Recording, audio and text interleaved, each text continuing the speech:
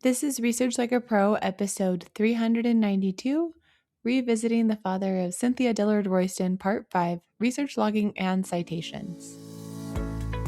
Welcome to Research Like a Pro, a genealogy podcast about taking your research to the next level, hosted by Nicole Dyer and Diana Elder, accredited genealogist professional.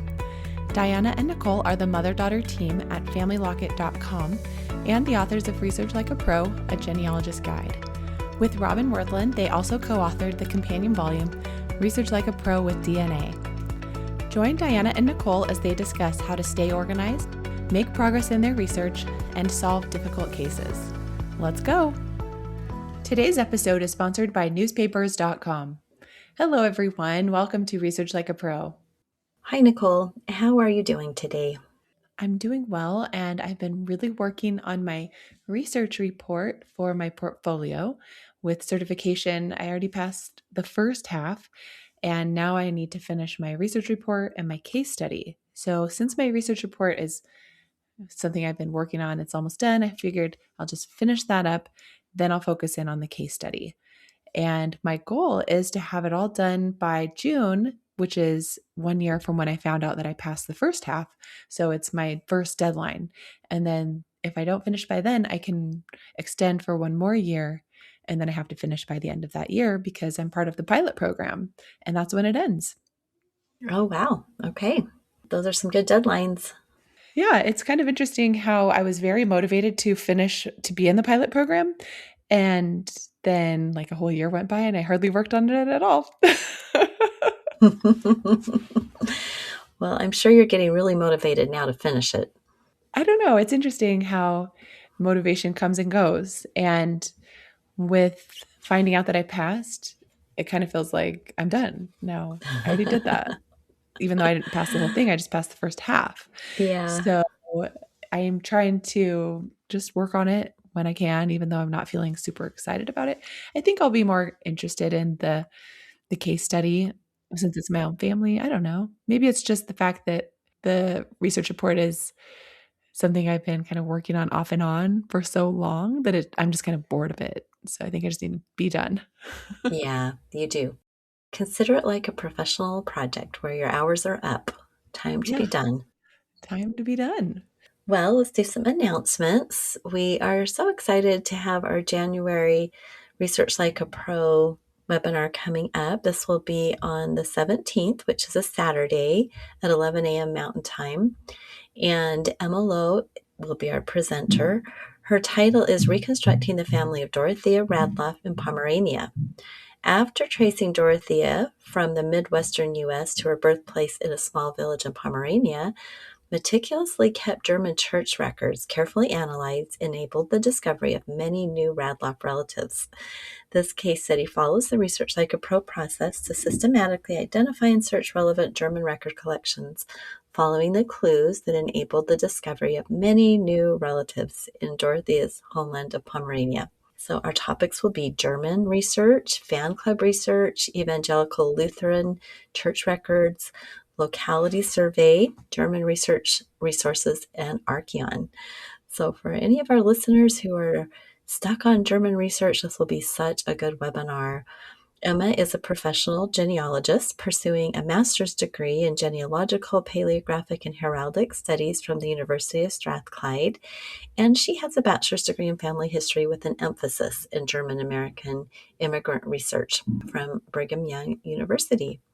So we're so happy to have Emma presenting. She's one of our team members and does excellent work. Well, our next study group will be with a DNA focus, and it begins February 2026. And we're excited to start working again on DNA projects. I always like to take an existing project and add DNA to it and see what I can discover. And if you do not yet have our newsletter coming into your inbox every Monday morning, you might consider subscribing and learning all about our new blog posts, podcast episodes, upcoming lectures, and coupon codes for any sales that we might be having. And we are excited for Roots Tech, which is coming really quick in just a couple of months, and that will be held March 5th through 7th, downtown Salt Lake City, and also the online version that they have, so you can also watch things from home. Well, let's dive into our topic. We talked in our previous episodes all about my project on finding a father candidate for Cynthia Dillard. And in the last episode, we talked about making the research plan. So, one of my favorite parts, of course, is actually doing the research. That's where we can have those really exciting finds. And we have to be patient to get to this point. But it really, really is helpful to have done the work before. I have learned from sad experience that if I don't methodically log my research as I go, I will forget what I've done. And so this is something that I learned during accreditation was to keep a good research log. Also, it just makes sure that I don't miss anything because I'm very careful. And I like to create my source citation the very first thing I do as I fill out my research log. So the reason I do that is because it helps me understand the source that I'm looking at better. In order to create that citation, you've got to take a good look at all the information you can find at that source. And then my other reason is that I just get it done. And I know a lot of our listeners don't love source citations, but if you just do it first, it's kind of a motivation. Get the citation done and then go look for the records. And it's so nice to not have to go back and create it later. Sometimes I'll go back and refine it, but I like getting some real basics down. Well, this project involved a lot of records on FamilySearch, and I devised a strategy that worked really well for quickly creating citations. So I'll be sharing that and some of my findings in this episode. Well, I'm excited to hear more about your findings. Let's talk about setting up the research log since you used Airtable for this. Obviously, we love the ability to quickly group in Airtable. You can group by a record type, you can group by a person, a locality, you can sort by the date. You can create specialized views and save those views to come back to them again later. So it really is powerful. The research log in Airtable is linked to the timeline and set up so you can automatically add a record to the ancestors timeline if you found something that needs to go into the timeline. So it's really helpful to be able to update the timeline as you go. And if you haven't tried the newest template that includes this feature, then go to Airtable Universe and it's called RLP with DNA 4.1 2025. And that template has the automation. You just have to turn on the automation before you start using it. In the research log table, there's a little box to check if you want to add that source to the timeline, and then it will be there for you. Well, the basic Airtable plan is free, and we encourage everyone to just use the free plan. And if you find that you really like using the AI features to generate text, then that might be a situation where you'd want to upgrade. But most of the time, the free plan is all you need. And you can either use a template that is blank and ready to use, or you can copy the template base that has all the examples to help you learn how to fill it in. So both of these are available for free. And once you make a copy of the template, then you can put a title and add your research objective under the base guide dropdown. And you can give it a unique title that relates to your project, such as Dillard Research 2025. And as you're researching, the objective right there at the top will keep you focused and provide useful dates and locations when you need to check it. Let's talk now about filling out the research log. The Airtable research log template has a formula for the short description field. This is the very first column or field in every Airtable base table. And so in that short description field, you can't type into it because it's a formula. So to get that to populate, you just have to go to the next few columns and fill them out. So first you put in the source type in that column, the website or repository in that column, the name of the person involved, and the locality. And then the short description pulls from those fields and automatically gets filled out. And that reduces duplicate data entry. You don't have to describe that row. It will just be automatically done. So let's look at one of the entries and see how it was filled out. So, one of my candidates for a parent of Cynthia was Elizabeth Dillard. And my original objective was to find a father, but Elizabeth was in the 1840 census of Cass County, Georgia, and she was the head of household, and she wasn't of appropriate age to be possibly a mother for Cynthia. So I decided to continue to research her. And I looked in the 1850 census of Cass County for Elizabeth, but there were no hits. Then I tried the 1830 census and I found an Elizabeth Dillard heading a household in Lawrence County, South Carolina. And I wondered if she was already a widow and had moved west to Georgia seeking land. So next I tried the full text search feature on FamilySearch and found a deed for Elizabeth Dillard in Cass County in 1838. And this was 2 years before the 1840 census, and it could show her purchase of land in the county. So once I found this, then I filled out the Airtable base. So the source type I put as deed. The person was Elizabeth Dillard. I copied and pasted the URL from FamilySearch. The website was FamilySearch, the locality Cass County, Georgia, and the source date 1838. Now let's have a word from our sponsor. Ever wondered what life was really like for your ancestors? With newspapers.com, you can explore the world they lived in through their eyes in their time. Search over 1 billion newspaper pages dating from 1690 to 2025 and uncover the stories that shaped your family's past. From birth and wedding announcements to obituaries and community news, these pages hold the milestones and everyday moments that connect you to your roots. But it's more than names and dates. It's about standing in their shoes. Picture reading the local paper your great-grandmother once held, or stumbling on a forgotten article about your grandfather's first business. These aren't just clippings, they're pieces of your family's story. Newspapers.com turns curiosity into connection. Start your journey today at newspapers.com because sometimes the past isn't just history, it's a story waiting to be discovered. Come make infinite discoveries today on newspapers.com. Use promo code FamilyLockup for a 20% discount on your subscription. Well, returning to our search on this deed for Elizabeth Dillard, I quickly filled out those basics, but now it was time to tackle the source citation. So notice that I first put in the URL into my research log. So if I inadvertently close the web page, which I've done many times, I could easily go right back to it. And so I like to get that filled in right away. And when creating the source citation, I decided to fill out the digital layer first because it was really easy, that part. So I did in my finished citation have the physical layer first and then the semicolon signaling the digital layer, but I actually created the digital layer first. So what I did was I put the semicolon to remind me that I needed to put the physical layer before the digital. And then I used the word imaged and then FamilySearch in italics because a website is a publication and we italicize publications. So think of a book or newspaper or magazine. Websites are the same. Then I captured the publication information, and that would be the URL.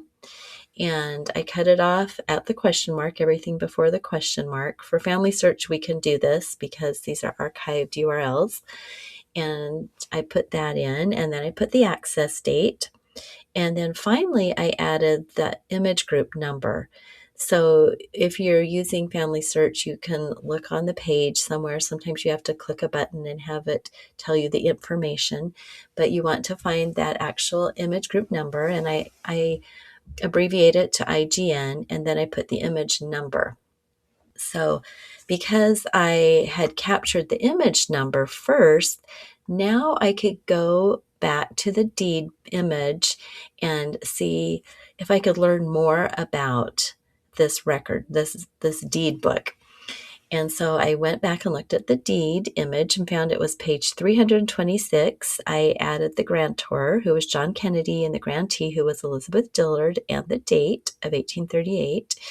And this was a little tricky for the place for my citation because it was in Cass County at the time, but then they changed the name to Bartow.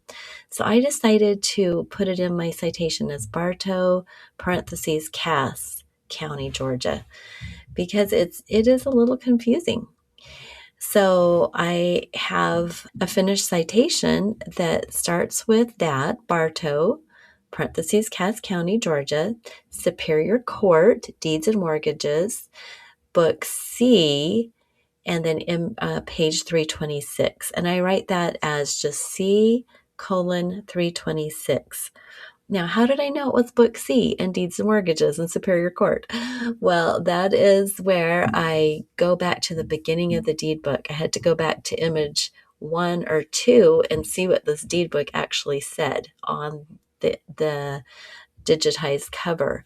And sometimes the FamilySearch catalog will say, this microfilm, the original microfilm, was for book C and D, or A, B, and C, and you don't know which one your image is from. So you have to go browse that microfilm and figure out what is the appropriate book for that source citation.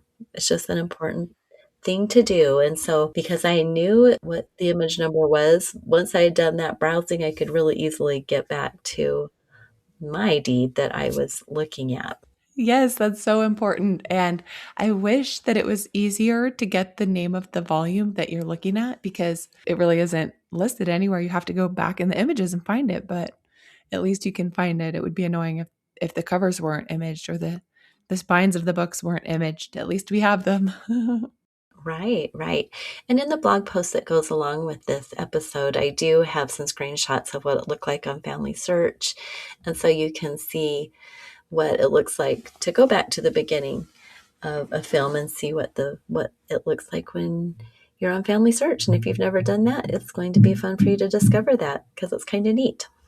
Well, the next step in research logging is to transcribe the record or put the details in an abstract into your research log.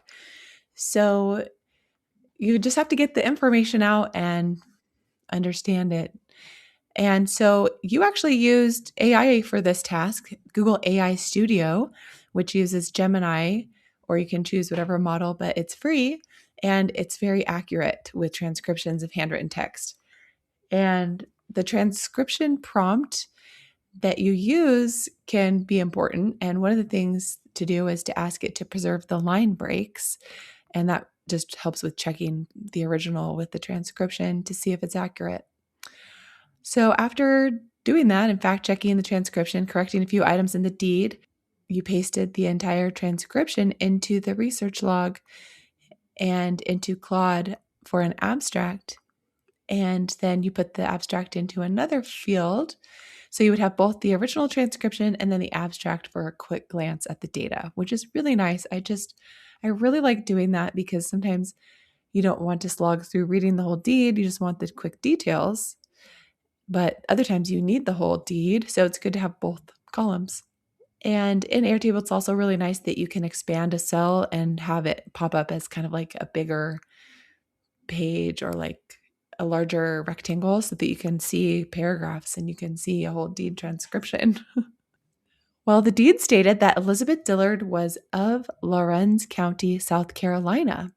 She purchased the Cass County land in 1838 and moved there in time to be enumerated on the 1840 census. Our Cynthia Dillard would not have been part of this family.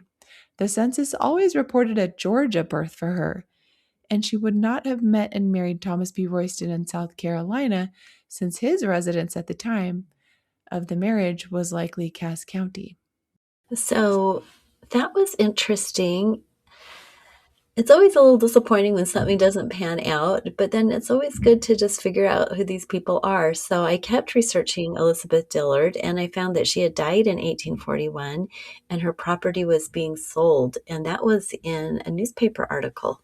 So that was very helpful, and that was found on the Georgia Historic Newspapers website. So I was able to say, okay, Elizabeth is from South Carolina.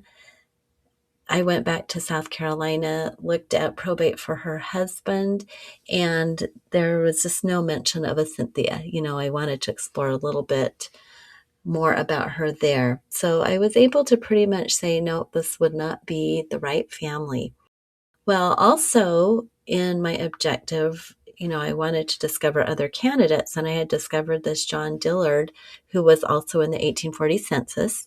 And I did some work on researching him, and I found that he had moved from North Carolina to Tennessee and then south to Cass County, Georgia. There was a deed that named all of his heirs, and Cynthia was not in that deed at all. And I was able to also find out that Elijah Dillard, who I thought maybe was our DNA connected Elijah, was a different Elijah. So he was part of that family group. He was one of the sons of John Dillard, but he was up in Tennessee and North Carolina. He was not our Elijah. So both of these candidates did not pan out from the 1840 census, but once I discovered that pretty quickly, actually, in the research logging phase, I also had on my plan to look at the land lottery, that 1832 land lottery, and I did find a list of Dillards who were fortunate drawers. And so this gave me a new list to investigate, and I will, talk a little bit more in the next episode about writing the report and these new candidates. So we never know what twists and turns our research will take us, and that was absolutely the case with this research. But the good news is that I do have some new people to research. Oh, okay then. That fortunate drawers list was helpful? Lots of Dillards there. Yes. Oh, that's so tricky. It kind of makes you wonder if they came and then left soon after, if they weren't on the 1840 census. Well, just because they were a fortunate draw doesn't mean they ever moved there, because they might have just sold their land right away, or, eventually sold it. So not everybody who drew the lot wanted to move to this new place. So, there are just more people to consider. Well, that begs the question then, how did Cynthia get there? Yeah. Well, she might have, maybe they moved up there and then they died, or they moved Mm. on. I don't know, but we have to start somewhere, right? Yeah. Well, maybe they got married somewhere else and then came there together. Is that a possibility? Well, Thomas is there. I have him in records in 1832 and 1833. He was a deputy sheriff, and he's in a whole bunch of newspaper articles where he's in charge of the sale of property, which is probably the sale of this land. And he is also in the military, in the militia there in Cass County. So yeah, he's there. I have filled the holes of his life now. I have him pretty solid from 1831 to this 1833 time period. So Kind of makes you wonder if he was a sheriff, if he was in the militia, maybe he was pretty mobile and traveled around somewhere, met her somewhere outside of the county. could be. Yeah, this fortunate drawers list includes all the area that was part of the gold lottery. It was kind of two parts, land and gold, and it includes a large area. So it's Cass County plus about 5 or 6 other counties all around it. And I gathered all the candidates that were in that lottery. So it does take in a pretty good geographic area that I could work on. That's perfect because it really does give you that expanding bullseye that you can move out to the localities around the Cass County area and you can do it all with that one source. How great. Yeah, it gives you a really good list to investigate. And the nice thing is that you had to be a resident of Georgia to participate in this land lottery, which would make sense since Cynthia always said, or the records always say, that she was born in Georgia. It would make sense that she was a daughter of someone who was a resident of Georgia, unlike those Mhm. other two that we talked about that were from Tennessee and South Carolina. Yeah, So, that really does make sense. yeah. Well, good job. And that was fun talking through the research logging and citation process. And we look forward to talking more about this next time. Absolutely. So, what's the next episode going to be about? Reports? Writing the report and, a little bit more about these findings, but then diving into these new candidates because I didn't want to continue researching. I wanted to wrap this phase up, and then this will be another project. So, we're getting a little bit closer with each project. Sometimes it is just elimination. Right? I know. I remember one of your earlier reports mentioning the Elizabeth Dillard and just kind of leaving it up to future research. And so now you've done that. Right. Well, great job. And thanks for sharing. And I look forward to talking about writing the research report for the Dillard project next time. All right. Have a great week, everyone. And we'll talk to you again next week. Bye bye. Bye-bye. Thank you for listening. We hope that something you heard today will help you make progress in your research. If you want to learn more, purchase our books, Research Like a Pro and Research Like a Pro with DNA on Amazon.com and other booksellers. You can also register for our online courses or study groups of the same names. Learn more at FamilyLocket.com/services. To share your progress and ask questions, join our private Facebook group by sending us your book receipt or joining our courses. To get updates in your email inbox each Monday, subscribe to our newsletter at FamilyLocket.com/newsletter. Please subscribe, rate, and review our podcast. We read each review and are so thankful for them. We hope you'll start now to research like a pro.